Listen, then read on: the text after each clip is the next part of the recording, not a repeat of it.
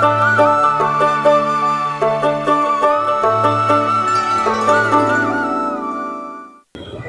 পুজো শেষ হতে না হতেই ছট পুজোর প্রস্তুতি চলছে শহর শিলিগুড়িতে জোর কদমে।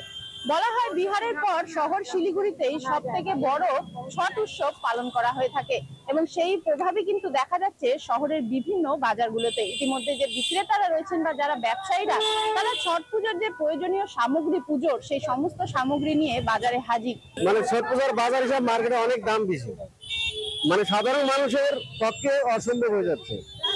যেমন সোনার থেকে বেশি দাম, মানে এত মূল্য দাম। 180 টাকা জোড়া, ঝুড়ি 700 টাকা দামে হয় না এই ঝুড়িটা। আমার যারা দাম দিয়ে কিনে নিয়েছে ওরা কি বলবে, আর গত বছর দাম খুব কম ছিল। এবং এই পুজোতে সব থেকে গুরুত্বপূর্ণ একটি যে সামগ্রী হলো তা হলো ডালা, যে বেতের তৈরি ডালা ও কুলো, যার দাম কিন্তু এবছর রয়েছে আকাশ ছোঁয়া, এমনটাই জানাচ্ছেন যে ক্রেতারা রয়েছেন তারা। তবে যে বিক্রেতারা তারা যেমনটা জানাচ্ছেন, যেহেতু সমস্ত জিনিসেরই দাম বাড়ছেন এবং বিক্রেতারাও সেই সমস্ত সামগ্রী বেশি দামে কিনে আনছেন, সেক্ষেত্রে তাদেরও কিছুটা বেশি দাম দিয়ে কিন্তু সেই সমস্ত জিনিসপত্র বিক্রি করতে হচ্ছে। বিক্রেতা ওরা अभी जिसको पोसा रहा है वो ले रहा है, जिसको नहीं पोसा वो नहीं ले रहा है। हम तो महंगा लेके आता है, इससे अब घर लिए 300 350 लेके आता है। हर साल तो नहीं आता है ना, एक साल में एक बार आता है। इस दाम हर टाइम बढ़ा रहता है दाम।